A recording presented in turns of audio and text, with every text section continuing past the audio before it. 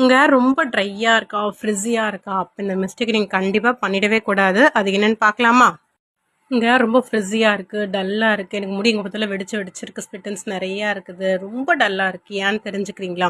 Actually இது எதனால வருதுன்னு பார்த்தீங்கன்னா, உங்க உங்க முடியில தேவையான ஈரப்பதம் கிடையாது. இந்த ஈரப்பதம் இல்லாதம்போது தான் வந்து இந்த மாரி ட்ரைனஸ் வர ஆரம்பிக்கும். முடியிலும் இல்ல, ஸ்கேல்ப்லயுமே இல்ல. நீங்க அடிக்கடி ஹேர் வாஷ் பண்றீங்க. கெமிக்கல் ப்ராடக்ட்ஸ வந்து நீங்க ஹேர்க்கு யூஸ் பண்றீங்க. தேவையான மாய்ஸ்சரைசர், கண்டிஷனர்லாம் நீங்க யூஸ் பண்றது கிடையாது. நெறைய சன் டேமேஜ் வருது. இது எதனால வந்து பார்த்தீங்கன்னா, உங்களுக்கு வந்து கண்டிப்பா ஹேர் வந்து டேமேஜ் ஆகும்.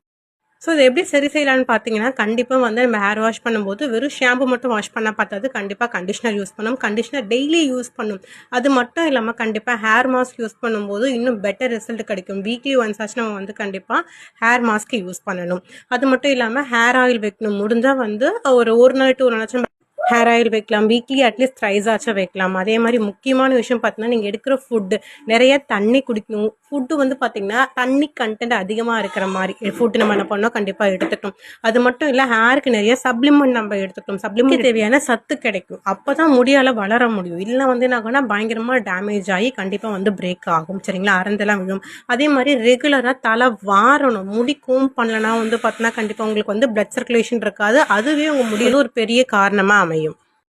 உங்களுக்கு ஃப்ரியான இது மாதிரி ஸ்மூத்தான சில்க் ஹேர் வேணா எனக்கு கமெண்ட்ல வந்து ஹேர்ன்னு மென்ஷன் பண்ணுங்க. நான் உங்களுக்கான ஹேர் கேர் டிப்ஸ் சொல்றேன். ப்ராடக்ட்ஸ் யூஸ் பண்ணக்கூடாதுன்னு சொல்லிட்டு அப்போ எப்படிப்பட்ட ப்ராடக்ட்ஸ் யூஸ் பண்ணணும்னு தெரிஞ்சுக்கணும்ல. அப்படி தெரிஞ்சுக்கணும்னா நெக்ஸ்ட் ரீல மிஸ் பண்ண பாருங்க. உங்களுக்கான ப்ராப்பர் ஹேர் கேர் ப்ராடக்ட்ஸை வந்து நீங்க ஐடென்டிஃபை பண்ணிக்கலாம்.